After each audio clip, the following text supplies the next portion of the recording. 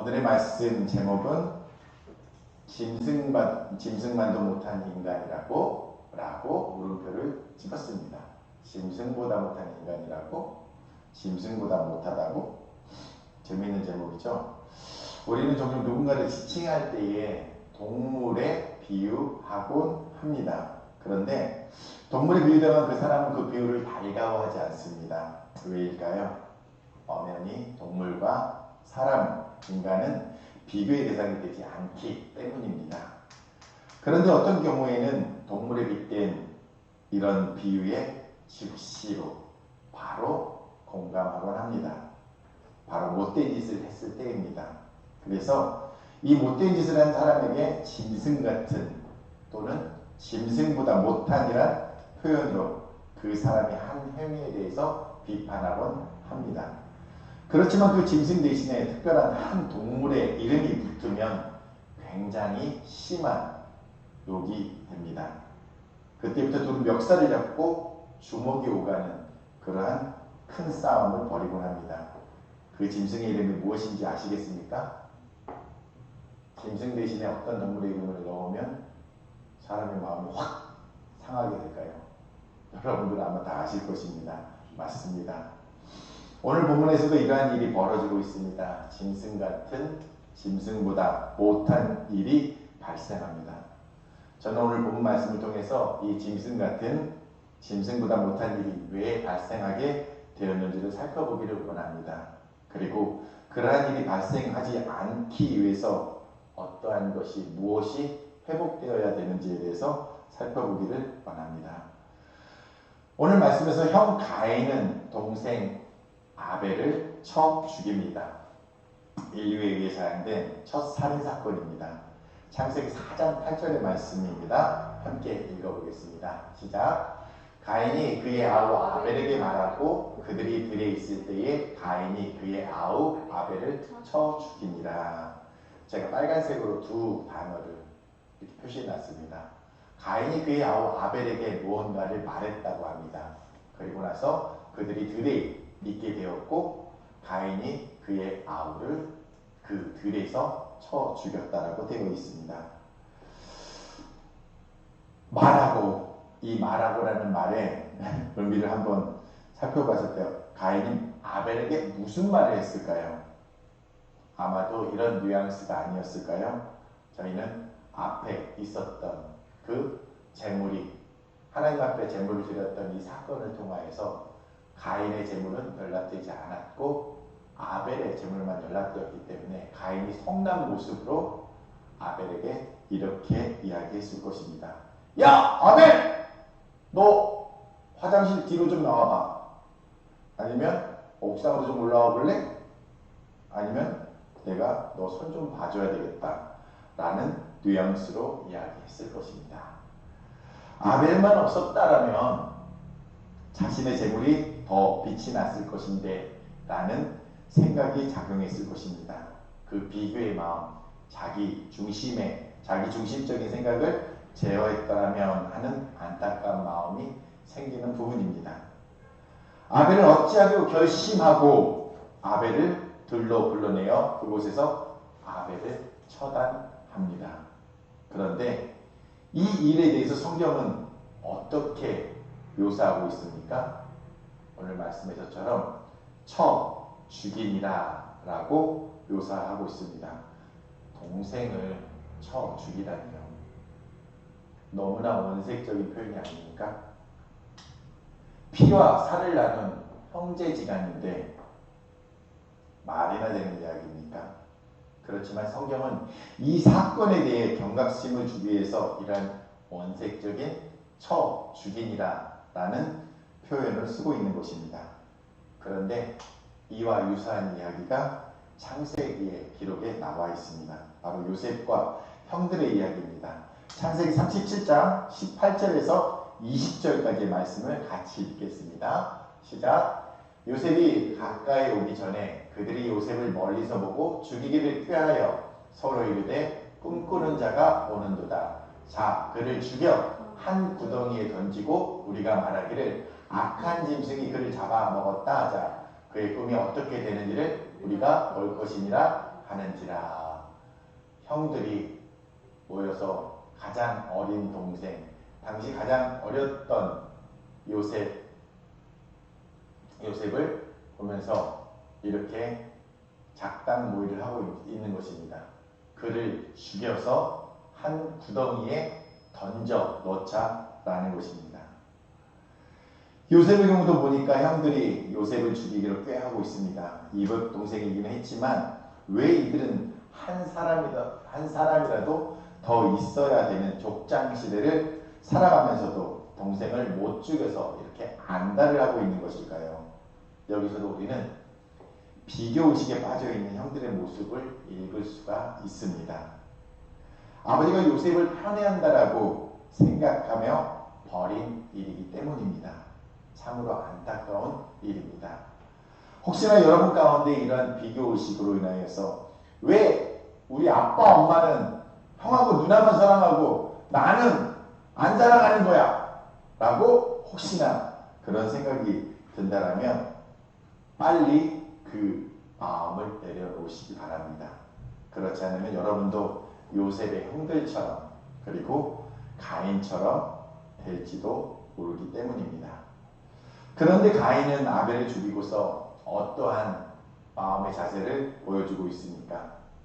아벨은 자신의 피부치인 자신의 하나뿐인 동생을 죽이고도 어떠한 죄책도 느끼지 않는 것 같습니다. 창세기 9장 말씀입니다. 함께 읽겠습니다. 시작. 여호와께서 가인에게 이르시되 내 아우 아벨이 어디 있느냐? 그가 이르되 내가 알지 못하나이다. 내가 내 아우를 지키는 자니까. 하나님께서 가인에게 아벨이 어디에 있는지를 묻고 계십니다. 그런데 가인은 하나님의 이 최초의 신문에 대해서 어떠한 죄책도 가지지 않은 채 하나님을 향하여서 대들고 있는 그러한 뉘앙스입니다. 내가 왜 알아야죠? 내가 왜 아벨을 지키는 자냐고요? 이 모습 역시 어딘가에서 보았던 모습입니다. 기억하십니까? 바로 선악과를 먹은 직후에 하나님의 에덴 동산에서 아담과 하와를 찾으실 때에 그 둘의 반응이 이러했습니다. 창세기 9장 3장 9절과 10절 말씀입니다. 우리 같이 읽을까요? 시작. 여호와 하나님이 아담을 부르시며 그에게 이르시되 내가 어디 있느냐? 이르되 내가 동산에서 하나님의 소리를 듣고 내가 벗었으므로 두려워하여 숨었나이다. 두려워하여 숨었습니다. 이것이 죄를 범죄한 사람들의 첫 반응입니다. 그리고 그 다음에 어떻게 반응하고 있습니까? 창세기 3장 12절입니다. 같이 읽을까요? 시작. 아담이 이르되 하나님이 주셔서 나와 함께 있게 하신 여자 그가 그 나무 열매를 내게 주므로 내가 먹었나이다. 책임을 전가하고 있습니다. 남 탓하고 있습니다. 그 아비의 그 자식이라는 생각이 들지 않습니까? 가인이 이렇게 하는 것처럼 아담과 하와 그들의 아버지 어머니도 그렇게 했던 것입니다. 판박입니다. 같은 유전자를 가졌다고 밖에 생각할 수가 없습니다. 이게 바로 죄의 심각한 유전성입니다. 그래서 이 죄의 결과로 어떤 결과가 맺어지게 됩니까? 창세기 4장 10절에서 12절까지의 말씀을 같이 읽겠습니다. 우리 큰 소리를 같이 함께 읽어볼까요? 시작. 이르시되 내가 무엇을 하였느냐? 내 아우의 핏소리가 땅에서부터 내게 호소하느니라. 땅에 그 입을 벌려 내 손에서부터 내 아우의 피를 받았은즉 내가 땅에서 저주를 받으리니 내가 밭을 갈아도 땅이 다시는 그 효력을 내게 주지 아니할 것이요 너는 땅에서 피하며 유리하는 자가 되리라. 아멘. 가인의 직업이 무엇이었는지 기억하십니까? 가인의 직업이 무엇이었죠? 농사하는 자였습니다. 그래서 그가 거두었던 소출의 일부를 가지고 하나님 앞에 제물을 드렸다라고 되어 있죠. 농사하는 자에게 가장 소중한 자산이 무엇입니까? 바로 농사를 지을 씨앗을 심을 땅입니다. 그런데 가인이 벌인 살인사건으로 인해서 그 땅이 어떻게 되었습니까? 저주를 받았다라고 되어 있습니다. 이제는 땅이 그 효력을 발휘하지 못하게 되었다는 것입니다. 누구 때문에? 가인이 범한 살인사건으로 인해서 말입니다. 여기서 우리가 한 가지 더 말씀을 살펴보기를 원합니다. 바로 아담과 하와가 선악과를 다 먹고 난 직후에 주신 하나님의 말씀입니다. 창세기 3장 17절에서 19절까지의 말씀을 우리 같이 읽겠습니다. 시작. 아담에게 이르시되 내가 내 아내의 말을 듣고 내가 내게 먹지 말라 한 나무의 열매를 먹었은즉 땅은 너로 말미암아 저주를 받고 너는 내 평생에 수고하여야 그 소산을 먹으리라. 땅이 내게 가시덤불과 엉겅퀴를 낼 것이라. 내가 먹을 것은 밭의 채소인즉 내가 흙으로 돌아갈 때까지 얼굴에 땀을 흘려야 먹을 것을 먹으리니 내가 그곳에서 취함을 입었으니라. 너는 흙이니 흙으로 돌아갈 것이니라 하시니라. 아멘. 아담과 하와가 선악과를 따먹고 난 후에 땅은 저주를 받았습니다. 이 두 사람의 죄악으로 인하여서 범죄함으로 인하여서 땅에 대한 저주가 이미 임했음에도 불구하고 또다시 가인의 살인함으로 인하여서 거듭해서 반복해서 그 땅이 저주를 받게 되었다는 것입니다. 갈수록 태산입니다. 엎친 데 덮친 격입니다. 이러니 피조물들이 탄식할 수밖에 없다라고 성경 말씀에 기록되어 있습니다. 인간의 죄로 인하여서 하나님께서 빚으신 또 다른 피조물들이 탄식하며 안타까워하며 하고 있다는 것입니다. 그런데 이러한 때에 우리가 절망하고 좌절할 수밖에 없는 이 상황 가운데에 이제 하나님께서 가만 두고 보실 수가 없으십니다. 그래서 하나님께서 이때부터 이 일 가운데에 관여하기 시작하십니다. 창세기 4장 13절에서 15절까지의 말씀을 같이 읽겠습니다. 시작. 가인이 여호와께 아뢰되 내 죄벌이 지기가 너무 무거우니이다.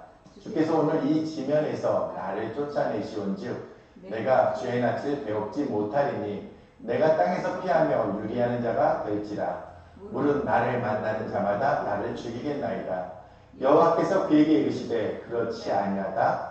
가인을 죽이는 자는 벌을 7배나 받으리라 하시고 가인에게 표를 주사 그를 만나는 모든 사람에게서 죽임을 면하게 하시니라. 아멘. 동생을 살해한 가인에게 표를 주십니다. 그에게 살 길을 마련해 주신 것입니다. 도대체 왜 하나님은 이러시는 것일까요?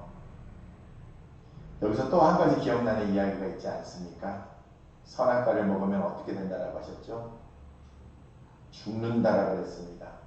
근데 죽는다 앞에 뭐가 붙어 있습니까? 반드시, 우리 아까 아들이 물어봤었는데 must, have to, 반드시 죽는다라고 되었습니다. 정령 죽으리라라고 하였습니다. 그런데 하나님께서 아담과 하와를 어떻게 하십니까?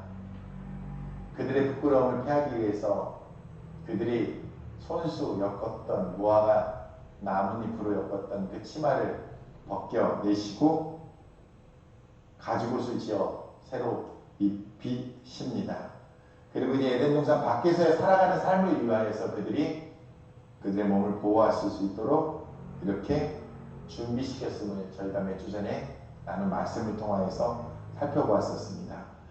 정령 죽어야만 하는 아담과 하와에게 그들 대신에 동물을 죽이심으로 그 동물의 가죽을 취하여서 옷을 지어 입으셨던 것처럼 살인자 가인, 마땅히 죽어 마땅한 그 살인자에게 표를 주심으로 인하여서 그 죽임을 면하게 하셨다는 것입니다. 여러분이 이것이 이해가 가십니까? 하나님께서 이리 하시는 것을 저희는 뭐라고 해야 할까요? 우리들은 이것을 하나님의 이해할 수 없는 사랑, 그분의 끝없는 한없는 사랑과 인내라고 이야기하곤 합니다. 그리고 그분의 자비하심이라고 하고 또 무조건적인 사랑이라고도 말하곤 합니다. 이것을 복음이라고도 말합니다. 그렇다면 이 사랑의 이유가 무엇일까요? 이것이 제가 오늘 여러분들과 함께 살펴보고자 하는 오늘의 말씀의 결론입니다. 저는 2024년을 시작하면서 이 손잡이의 말씀을 선포하면서 우리는 하나님께 매우 특별한 존재라고 계속해서 말씀드리고 있습니다. 왜냐하면 그분의 형상대로 우리가 창조되었기 때문입니다. 그런데 죄가 하나님의 형상을 가진 우리를 하나님으로부터 영원히 멀어지게 이렇게 했습니다. 그런데 하나님께서는 그것을 회복시키기 원하십니다. 그래서 죄인임에도 불구하고 계속해서 우리들에게 돌이킬 기회를 주고 계시는 것입니다. 끝없이 자비하심으로 인내하심으로 그 심판을 유보하고 계시는 것입니다. 그래서 죄인임에도 불구하고 계속해서 돌이킬 기회를 주는데도 불구하고 그 기회를 붙잡지 않는다라면 그 기회의 끝이 우리 가운데에 임하게 될 것이라는 것입니다. 그러니 속히 그 아버지의 자비하신 사랑 가운데에 나아오시는 저와 여러분이 되시기를 예수님의 이름으로 축원드립니다. 마침내 드러나다라는 그러한 책이 있습니다. 이렇게 두 개의 선이 있습니다. 위에 있는 선은 하나님의 공의로우신 그 하나님의 공의를 나타내는 선입니다. 그리고 아래에 있는 선은 인간의 죄악이 어떠한가를 나타내는 선입니다. 처음에는 이 두 선이 이렇게 평행선을 그으며 시작이 되었습니다. 이 죄와 이 하나님의 것을 공의는 닿을 수가 없었습니다. 하나님의 공의는 계속해서 평행을 유지하며 나아가고 있습니다. 그런데 인간들은 날이 갈수록 해가 갈수록 거듭 죄악 가운데에 그 죄의 돌을 넘치게 해서 결국 어느 시점에 이 하나님의 공의 가운데 닿는 지점까지 오게 되어버렸습니다. 하나님의 공의로우심은 인간의 죄악을 용서하실 수가 없습니다. 그래서 이것을 닿는 순간 그때 인류의 심판이 임하게 되는 것입니다. 그런데 하나님께서 빚으신 인생들이 그렇게 사라지는 것을 원하지 않으셨습니다. 그래서 어떤 사건을 마련하셨습니까? 바로 자신의 하나뿐인 아들 예수 그리스도를 그 정점에서 죄악이 가장 심했던 그 정점에서 예수 그리스도를 우리의 죽음 대신에 우리의 죄 대신에 십자가에서 죽이시기로 결정하셨다는 것입니다. 그때가 바로 예수 그리스도께서 십자가에 달리신 때라는 것입니다. 예수 그리스도께서 인간이 받아야만 하는 그 심판을 대신 받으셨다라는 것입니다. 이 십자가 사건으로 오직 한 길이 되셨다라는 것입니다. 히브리서 10장 20절의 말씀을 저희가 함께 읽겠습니다. 시작. 그 길은 우리를 위하여 휘장 가운데로 열어놓으신 새로운 살 길이요 휘장은 곧 그의 육체니라. 자신의 육체인 그 휘장을 몸소 찢으심으로 우리에게 오직 한 길, 살 길이 되어 주셨다는 것입니다. 골로새서 1장 21절과 22절의 말씀입니다. 같이 읽겠습니다. 시작. 전에 악한 행실로 멀리 떠나 마음으로 원수가 되었던 너희를 이제는 그의 육체의 죽음으로 말미암아 화목하게 하사 너희를 거룩하고 흠없고 책망할 것이 없는 자로 그 앞에 세우고자 하셨으니 뭐라고 되어 있습니까?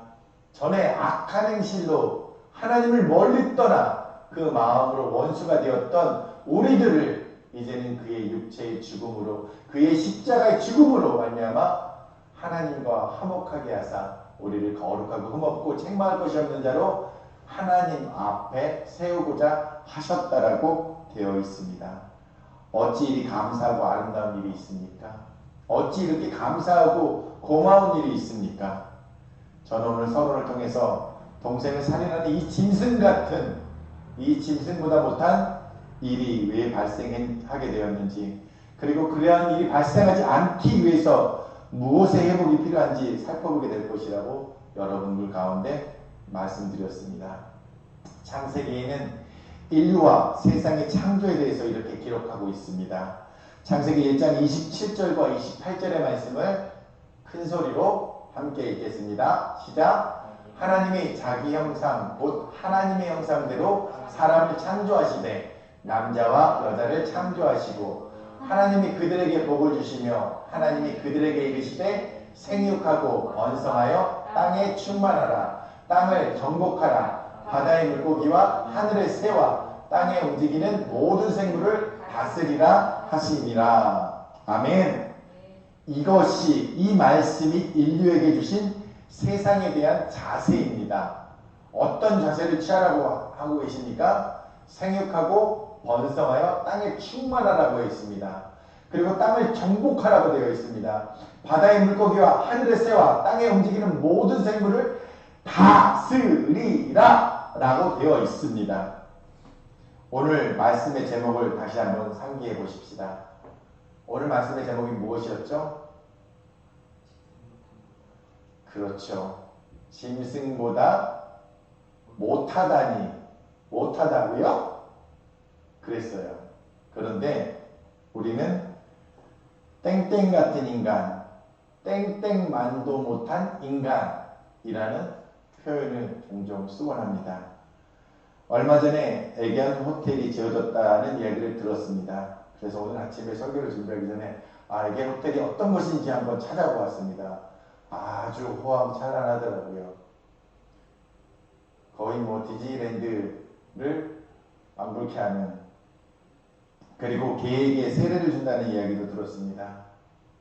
오직 하나님의 형상으로 지음을 받은 사람들에게, 인류에게만 가능한 그것을 저 짐승들에게도 준다라는 이야기를 들었을 때 이게 참 마음이 착잡해졌습니다.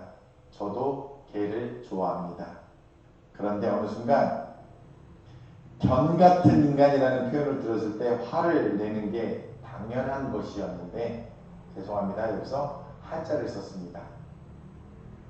견만도 못한 인간이 되어버린 현실을 보면서 많이 안타까워졌습니다.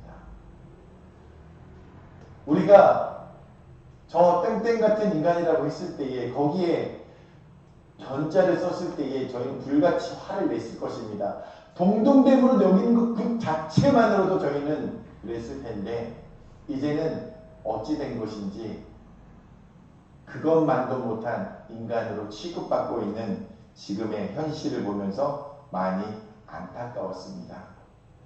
우리 본연에게 있는 하나님의 형상대로 지음받은 인간의 존엄성이 계속해서 상실되고 부인되고 있는 것을 보게 되었기 때문입니다. 결국은 이 땅 가운데 하나님께서 만드신 그 창조의 법칙을 어긋나게 하고 있는 주객이 전도된 현실을 바라보면서 안타까워할 수밖에 없었습니다. 그리하여 인간을 가장 하등한, 그리고 견 같은, 견보다 못한 존재로 여기며 폭력과 살인으로 일관해도 된다라는 사탄적인 논리가 만들어지고 있는 것은 아닌지 모르겠습니다. 여러분 안에 하나님의 형상이 있습니다. 여러분은 하나님의 형상을 따라 지음받은 존귀한 존재라는 것을 기억하십시오. 그리고 그 여러분 안에 있는 하나님의 형상이라는 그 특별함을 속히 회복하시길 소망합니다. 그 특별함은 하나님께서 자신의 한 분뿐인 독생자 아들 예수 그리스도를 죽이시기까지 하시면서 회복하기 원하셨던 그 특별함이었습니다. 예수 그리스도 안에서 여러분은 너무나 특별한 존재입니다. 그 무엇과도 비교할 수 없는, 그 무엇과도 바꿀 수 없는 하나님께 특별한 존재임을 기억하시기 바랍니다. 아멘.